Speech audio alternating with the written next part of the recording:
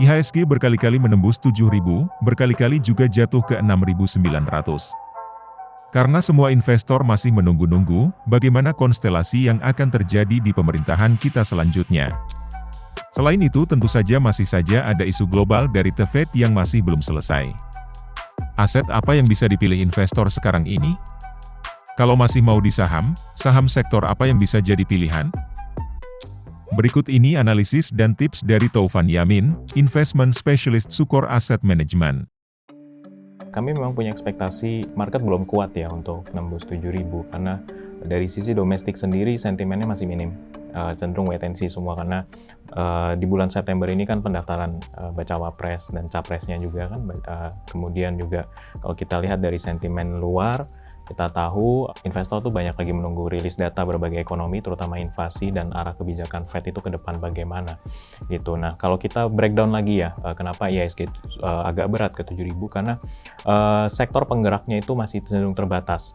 Ya, mungkin sebulan terakhir ini kembali ada rotasi ke sektor terkait komoditi lagi karena ada kenaikan harga minyak, kemudian kenaikan harga batu bara meskipun sedikit dan juga harga CPO yang lumayan ada kenaikan gitu. Tapi harga batu bara cenderung mendatar lagi sekarang. Harga minyak masih cukup kuat ya.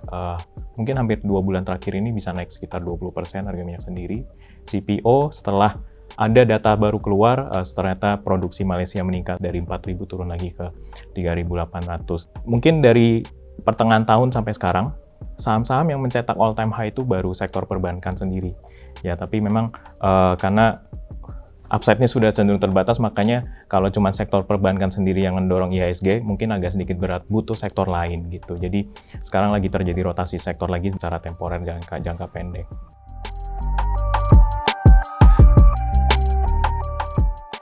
Terutama inflasi ya, inflasi Amerika ya, karena itu yang menjadi akan dasar arah Fed untuk bakal naikin suku bunga atau mungkin menahan suku bunganya. Selain itu tingkat pengangguran juga yang mereka cermatin ya, baik itu dari angka tenaga kerja mingguan ataupun total unemployment-nya seperti apa. Nah, kemarin ada kenaikan ya dari data pengangguran dari 3,7 ke 3,8. Cuman inflasi kenaik juga nih yang terbaru, jadi sekarang market mulai berubah lagi persepsinya, kemungkinan Fed mungkin nanti tanggal 19 sampai 20 bisa aja masih cenderung hawkish. Sebenarnya secara konsensus market itu ekspektasinya Fed sudah menahan suku bunga. Cuman kalau kita kembali ya ke komentar dari Jerome Powell yang paling baru terakhir, masih ada perlu kenaikan suku bunga karena inflasi sendiri masih jauh di atas target Fed 2%. Ya, dan memang perbedaan persepsi tersebut biasalah terjadi dari konsensus pasar apa, jadi makanya itu yang bikin market lumayan dinamis ya.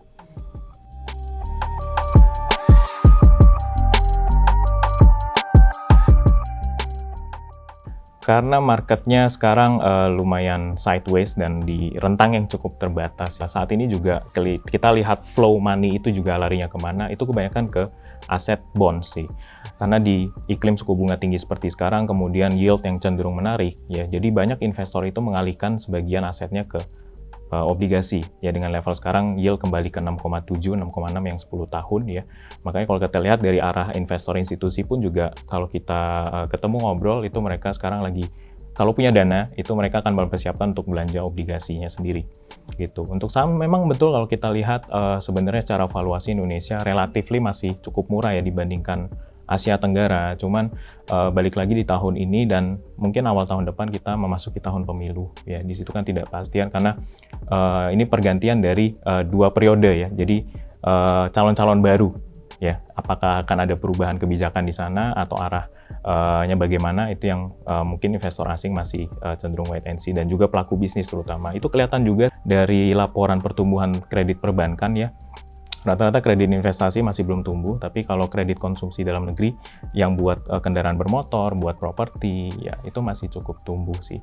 Nah untuk sekarang kita sejalan sama flow market ya, mungkin lebih fokus ke reksadana pendapatan tetap atau upside obligasi. Ya untuk saham mungkin memang mau nggak mau untuk view jangka panjang. Untuk saat ini sampai bulan Oktober mungkin ya kita masih lihat sideways dalam jangka pendek.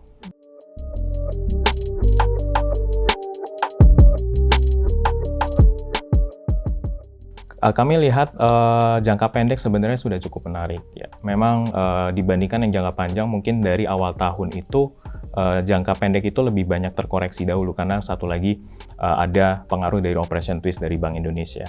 Ya, mungkin secara basis point kalau kita bandingin ya lebih dalam terkoreksi dulu lebih yang pendek. Jadi kita ngelihat downside sudah cenderung terbatas. Jadi once nanti suku bunganya turning around ya.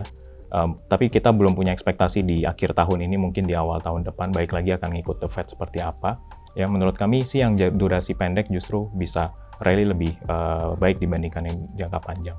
Nah, untuk kami jangka panjang mungkin durasi pendek ya, menurut kami yang paling menarik. Tapi saat ini sih yang lagi cukup volatile itu kan durasi pendek ya. Dan mungkin untuk jangka pendek ini, ya seperti kemarin terjadi waktu Fed tiba-tiba narasi berubah. Ya, cenderung hawkish gitu, tiba-tiba dari 6,3 yang 10 tahun terus balik ke 6,5, orang panik beli lagi tuh, turun lagi ke 6,3 dan sekarang turun lagi. Jadi mungkin buat yang investor cenderung kelola secara aktif ya, mungkin durasi panjang menarik untuk jangka pendek, tapi untuk jangka panjang sih kami melihat potensi yang ditawarkan secara resiko pun juga lebih rendah. Durasi pendek mungkin jadi pilihan nih. Durasi pendek bagi kami ya, bagi Sukor Invest itu di bawah 5 tahun.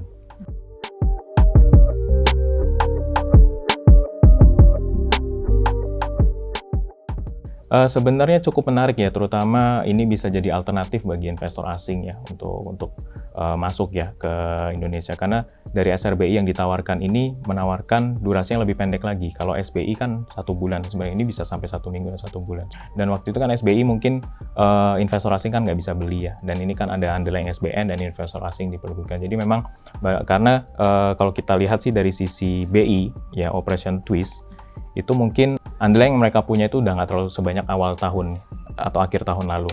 Waktu itu kan untuk menopang stabilitas pergerakan yield dan rupiah, BI itu waktu itu banyak belanja ya, dan obligasi. Makanya yield kita sempat 5%, di bawah 5 even. Nah, karena mereka udah jualan terus, dan mereka butuh securities baru ya untuk menjaga stabilitas rupiah dan menjaga yield kita supaya tetap menarik agar investor asing masih bisa masuk ke Indonesia.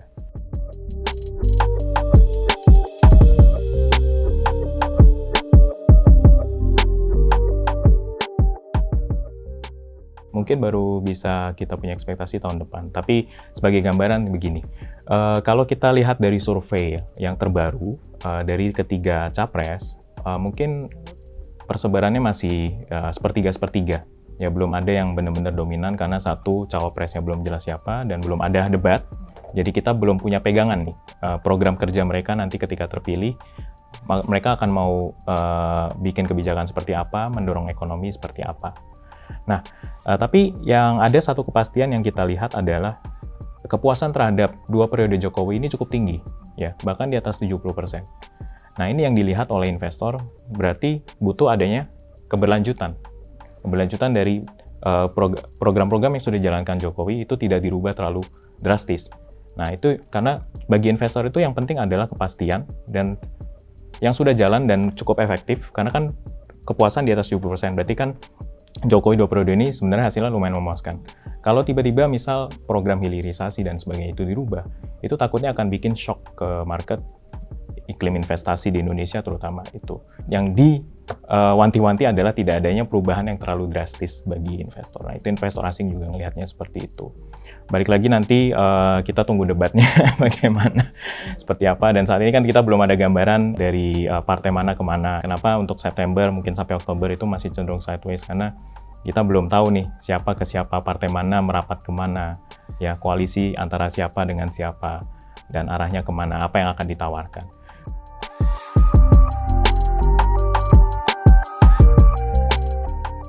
Sektor memang banking betul all time high ya, tapi bukan berarti tidak ada upside yang masih ditawarkan. Tapi kalau misal kita ngomong secara total potensi dari tahun ini, banking itu masih bisa menawarkan yang cukup lumayan, karena secara valuasi banking kita meskipun secara relatif dibandingkan sama regional kita tidak murah banget, tapi balik lagi dari sisi pertumbuhan kita masih menawarkan cukup bagus dan NIM kita improving setiap bulan untuk banking.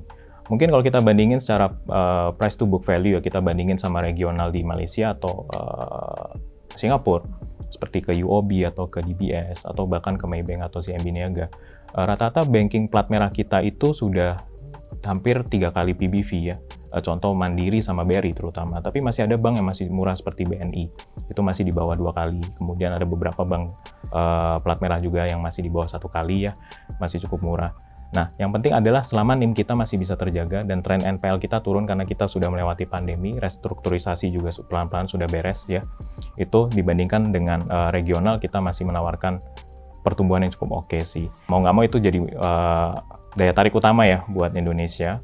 Menurut kami kedua adalah consumer good dan telekomunikasi ya saat ini.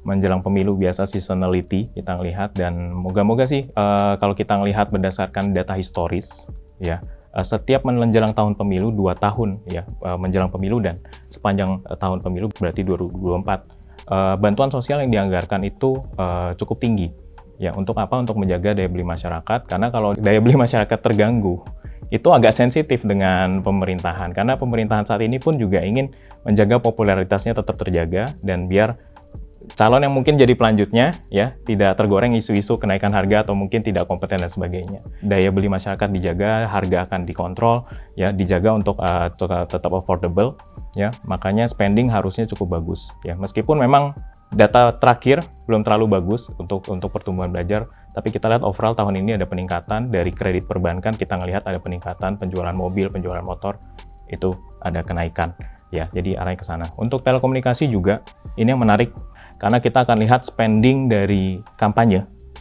itu mungkin akan lebih heavy on media sosial ya, karena tahun depan itu merupakan pemilu yang akan didominasi votersnya itu oleh millennials dan Gen Z. Jadi mungkin waktu 2019 milenial mungkin masih sekitar 30%. Tapi sekarang kombinasi dengan Gen Z itu hampir 50-50 antara boomers dan Gen X gitu. Jadi dengan demografis yang seperti itu butuh inovasi kampanye yang baru. Pendekatannya lebih ke media sosial, lebih personal ya, lebih engagementnya mungkin lebih yang melekat dengan kehidupan sehari-hari mereka. Jadi kalau dulu mungkin lebih banyak ke baliho dan apa, ya itu mungkin masih dengan lebih menggait yang lama ya, tapi untuk milenial harus lebih banyak kena di medsos, kampanye dan sebagainya gitu. Dan itu mungkin sudah kelihatan dari salah satu capres ya yang udah mulai duluan sebenarnya cukup aktif di media sosial, dan mungkin walaupun saya bilang tadi dari ketiga calon tersebut secara popularity hampir sama, tapi dia lebih tinggi sedikit gara-gara dia sudah duluan lebih aktif di media sosial.